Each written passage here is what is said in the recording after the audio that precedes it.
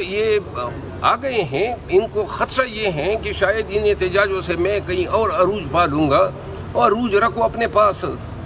احتجاج کی ذمہ داریاں تو مانگ رہے ہیں، کوئی وزارتیں تو نہیں مانگ رہے ہیں، کوئی کمیٹیاں تو نہیں مانگ رہے ہیں۔ کمیٹیاں آپ کی، وزارتیں آپ کی، سیٹیں آپ دے رہے ہیں، بھائی وہ کام دے دیں۔ یہ خان کے 6 مہینے ہم نے ضائع کیے اپریل سے لے کر آج تک، کب کے خان کو ہم رہا کر چکے ہوتے ہیں، اور احتجاج سنجیدگی سے ہم نے کیا ہی نہیں ہے۔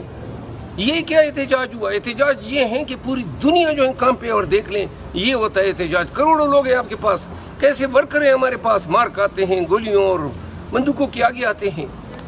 اور ڈی چوک میں اگر احتجاج تھا، 17,000 علی امین خان کے مسائل پیش آ گئے تو اور قیادت نکل آ جاتی نا۔ کس منہ سے جا کے یہ یہاں میڈیا کے سامنے کھڑے ہو کے خان کی رہائی کی بات کرتے ہیں؟ کم وقت تو کدھر مر گئے تھے؟ بیٹھ جاتے نا ورکروں کے ساتھ۔